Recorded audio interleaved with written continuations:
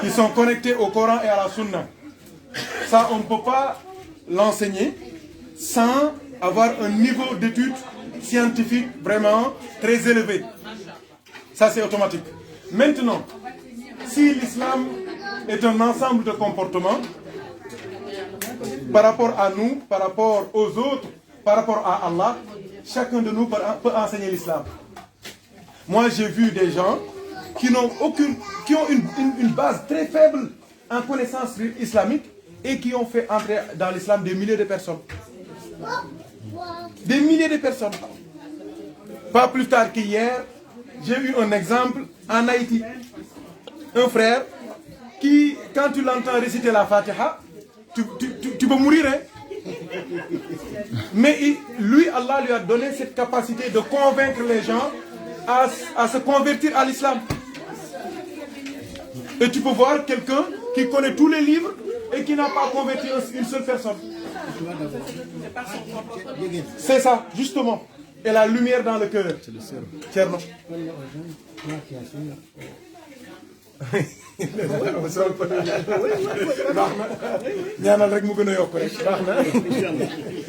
Donc c'est ça. Donc la science, les connaissances religieuses, le fiqh, le nahu, le mantiq, le balagha, le usul, mais c'est des centaines de branches, c'est au moins 45 branches de science que quelqu'un doit maîtriser pour que celui-là puisse parler au nom de l'islam. C'est pour cela que ces personnes-là, on les compte avec les doigts de la main. Il y a beaucoup de gens qui prennent la parole à la télévision, ils devaient retourner à l'école, maternelle en plus. Oui, parce qu'ils ne savent même pas prononcer. Ils ne savent même pas prononcer. Ils ne savent même pas lire le Coran comme il le faut. Qu'est-ce que tu fais? Pourquoi tu réponds aux questions des gens? Tu ne dois pas répondre aux questions, tu dois retourner à l'école toi.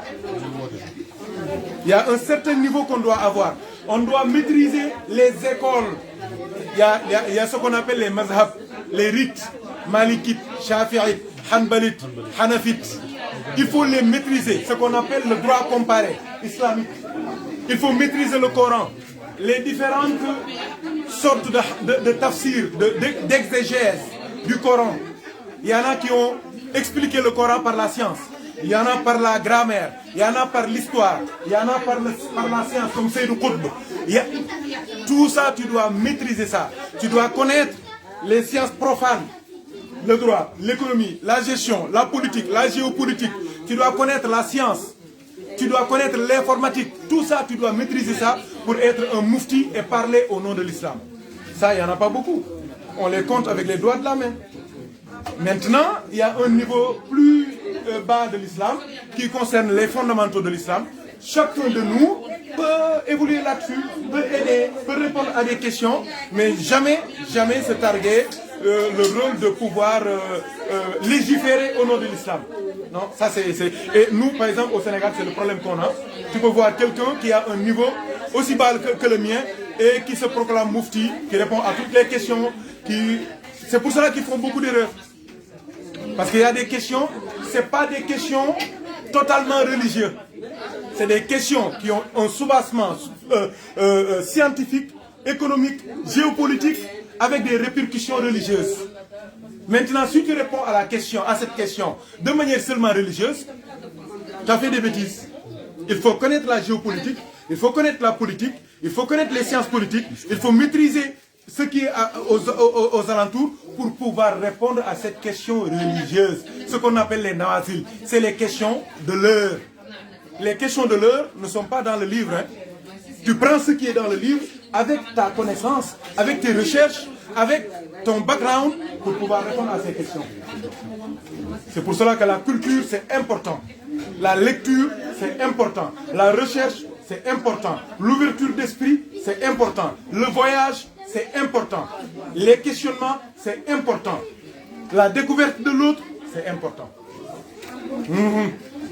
Parce qu'il y a certaines questions que le plus grand savant de la Mauritanie ou bien du Sénégal ne peut pas répondre parce qu'il n'est pas ici. Il ne connaît pas nos réalités. Il ne peut pas. Tu ne peux pas. Parce qu'il y a beaucoup de savants, par exemple au Sénégal, qui croient que tous les Français sont des chrétiens. Quand tu leur demandes par exemple la viande des Français, ils te disent, ah, c'est des gens du livre, tu peux manger leur viande. Les Français sont des gens du livre? Non. Les Français sont des athées maintenant. Il y a une minorité de chrétiens. Ça, si tu n'es pas là, ou bien tu n'es pas informé, tu vas induire les gens en erreur.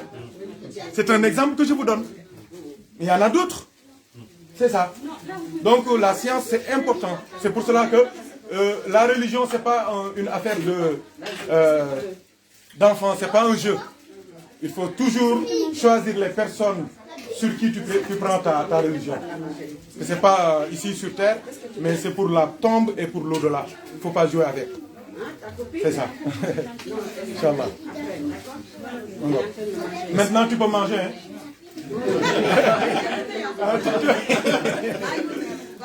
Et si on devait expliquer à quelqu'un qui ne connaît pas le Coran, oui.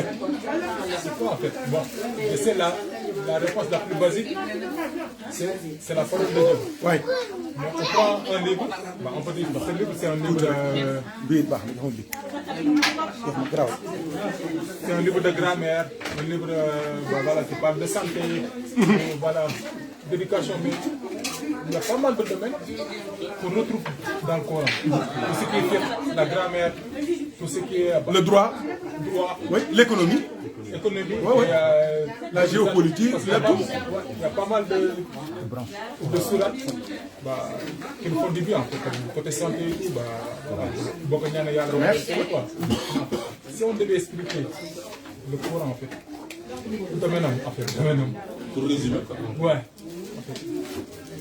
Qu'est-ce qu'on dirait? Racine, bismillah. J'ai pas compris la question. J'ai pas compris la question. J'ai pas compris. Qu'est-ce qu'on dirait à quelqu'un qui nous poserait la question, c'est quoi en fait le Coran? Je dirais que c'est pour la vie. Quelqu'un qui te poserait la question, c'est quoi le Coran? Et qui est quelqu'un qui n'est pas croyant, qui ne croit pas en Dieu. Le Coran, ce sont les paroles de Allah subhanahu wa ta'ala.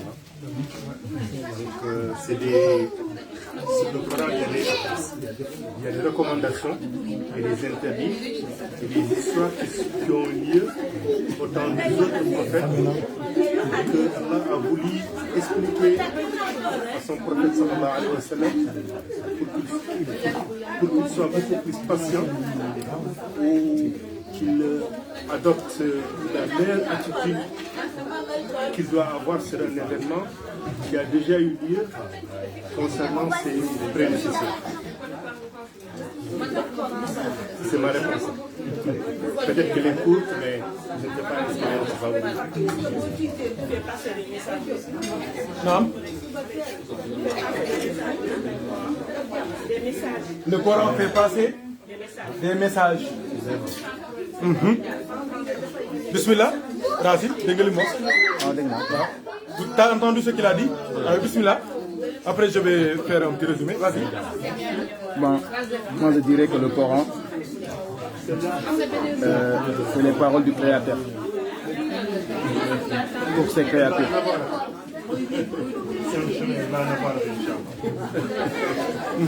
Je dirais que c'est les paroles du Créateur pour ses créatures. Donc pour le Créateur, normalement, tout ce qu'il fait dans sa vie, dans la vie, tout ce qui doit régir donc sa vie sur terre, il doit se baser sur le Coran. Donc c'est notre guide. Qu'on soit musulman ou pas, qu'on soit musulman ou pas, on doit considérer le Coran comme la parole du Créateur. C'est comme quand on achète quelque chose, un matériel, un ordinateur ou quelque chose, à chaque fois ça vient avec un guide d'utilisation. Pour moi, ça doit être ça. C'est comme le guide d'utilisation. Parce que quand on invente quelque chose, on met un guide pour ceux qui doivent l'utiliser, comment faire pour l'utiliser. Donc, pour le Créateur qui a créé donc les créatures, il a mis le Coran comme guide.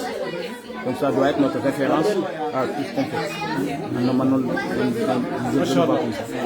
Masha'Allah. D'accord. Il n'y a pas quelqu'un qui peut donner une réponse? Hein? Quand quelqu'un que tu vois dans le métro, qui te dit, mais c'est quoi votre livre là? Le livre des musulmans. Vous êtes musulman? Oui. Votre livre là, c'est quoi? Tu lui répondrais quoi? Lui, Haj Pape Demba, il a donné une réponse. Il y a sa femme qui a complété pour dire que c'est un message. C'est un livre avec des messages. Lui, il a dit que c'est un guide. Un guide d'utilisation. Comme quelqu'un qui achète un matériel nouveau avec un guide pour monter, tu suis le guide. Le mode d'emploi, c'est ça. C'est ça qu'il a dit. Il n'y a pas une autre réponse? Moi, je dirais que c'est un livre qui vient pour confirmer tout ce qui a été dans les autres livres, résumer tout dans le Coran, tout dans un livre, et mettre un point final sur le prophète Mohammed sallallahu alayhi wa sallam. Dingue. C'est un livre qui résume tout ce qui a précédé et qui scelle, qui clôture avec le prophète sallallahu alayhi wa sallam tous les messages d'avant. Masha'Allah. Qui complète. Masha'Allah. Fatih lima ughliqa wal khatimi lima sabaqa. Ça pour le musulman. Hein? Mais message bon, cette réponse, on peut le donner à un musulman. Je pense qu'il a dit pour quelqu'un qui ne Ah, d'accord. Ok. ça complète. Sa comparaison avec le mode d'emploi, parce que ça c'est parlant à tout le monde. Parce que je pense que chacun ici a déjà acheté une télé, a déjà acheté un ordinateur. À chaque fois, il a son petit guide d'emploi qu'il utilise. Et nous tous, on est des créatures de Dieu aussi, que Dieu a créé, qu'il a fabriqué. Et ce guide-là, je pense aussi, pour compléter et donner la même réponse que nous aussi, c'est le guide d'emploi qui vient avec nous, qu'on utilise pour nous assurer aussi l'au-delà après notre vie. Masha'Allah, ça commence à être beau. Hein? Pour les gars, parce que moi, des fois, j'achète un meuble. Je dis, je ne vais pas lire la notice, parce que je sais le monter. Et en fait, au bout de 2-3 montants, le dit, quand il me manque une vis, il me manque. Attends, je reviens en arrière, je commence à lire. Après, il y a toujours derrière ma femme, il me dit, oui, prends la notice. Non, attends, moi, je peux le faire tout seul. Après, mon gars disparaît, je regarde la notice un peu. Hop, je retourne en arrière. Moi, je veux insister sur la parole de Dieu à ses créatures et où il y a des recommandations, des interdits et aussi des récits que des prophètes avant le prophète sallallahu alayhi wa sallam parce que bon, là je suis un peu en train de traduire ce que je connais en arabe. Non mais c'est ça. Mais c'est ça. Voilà quoi. Donc parce que même il y a des versets où ils disent que c'est la parole de Dieu qu'on a allégée pour que vous puissiez le comprendre. Parce que c'est une parole qui est lourde. Donc ça n'est pas c'est du divin. Quand dans le Coran on dit il ne faut pas faire ça, il faut faire ça, donc il y a des interdits et des recommandations. Et quand on nous parle de l'histoire de Youssouf et ses frères, ou bien de Sédina Nour, ou bien d'autres prophètes, donc ça c'est des récits qui ont déjà lieu et qu'on met en exergue au prophète sallallahu alayhi wa sallam pour qu'il puisse mieux se préparer parce que il fut un moment où il ne comprenait pas pourquoi toute cette haine des gens qui l'appelaient à suivre un bon chemin et si je peux me permettre, il était à la limite de dire mais comment je peux faire cette mission et que je ne suis pas compris par les gens et je ne leur veux que du bien. Et même, il me semble qu'il y a eu un passage où on l'a un peu questionné sur l'existence de Dieu. Il t'aurait soutenu sur certaines épreuves. Et des révélations sont venues pour lui dire que tel et tel prophète ont eu tel et tel événement. Donc, tu ne peux qu'être patient sur ce qui arrive Et Inch'Allah, voilà. Donc, c'est des récits, des interdits et des recommandations. Pour résumer. Ok. Thierno, bismillah. Il est né du web,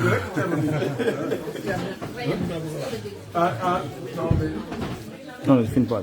Bismillah. Non, il filme pas, oui. Non, du tout. dans les recommandations, il suffisait de rajouter l'adjectif moral. Des recommandations Morales pour la conduite de l'humain dans son ensemble. Donc, je me permets juste d'ajouter ça parce que l'idée était parfaite. Oui, c'est du frère, oui. Oui. Juste un adjectif permet De compléter. Mais c'est le sel. On ajoute le sel. Bismillah. Je voulais juste dire qu'il y a le peine avec quoi, parce que tant de domaines de regrouper les petits belles livres. Imaginez que nous livre de la mer, de droit, économie, tout regroupé dans un seul livre. Ça c'est hors de... Parce que ça dépasse tout en fait. Ça confirme que c'est quelqu'un qui... Inch'Allah. Oui. Tcherno, bismillah. On laisse au frère. On ne va pas nous parler argent.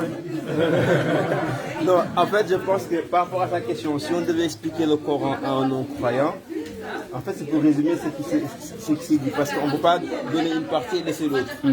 Il faudra, pour lui dire que le Coran, c'est quoi le Coran, il faudra qu'on lui dise l'origine. Si je suis capable de me bénédire, ça vient de Dieu, c'est un livre qui émane du Seigneur. Dans le sens qu'il y a des livres qui ont précédé le Coran, qui ont aussi, que des prophètes ont reçu. Donc ça va dans le sens que ça vient de Dieu. Et c'est un livre qui vient compléter aussi des livres qui ont précédé. Donc il faut qu'on explique l'origine. Ensuite, l'origine, c'est quoi son contenu? Ou bien c'est destiné à qui? Donc ce livre a été révélé à un prophète qu'on a désigné comme étant le dernier prophète, sallallahu alayhi wa sallam. Donc ce prophète, le livre est descendu sur lui.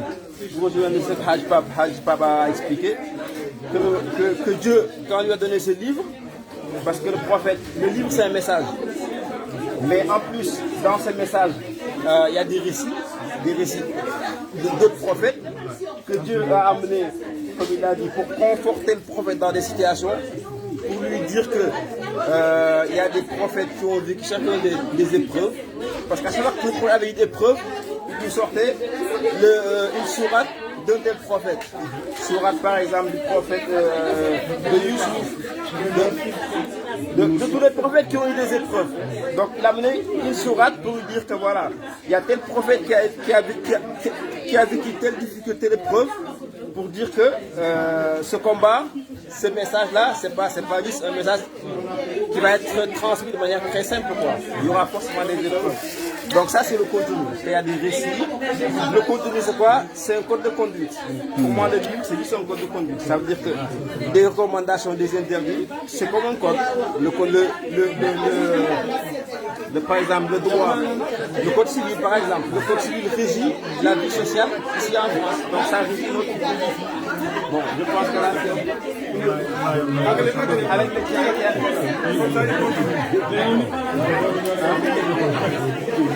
bon, le cere arrive là. Dégg pulaar yi. Voilà, bu gisee bool leen bàyyi dégg. Pulaar yi posé ci couleur yi. Bu gisee bool rek lañ bàyyi dégg.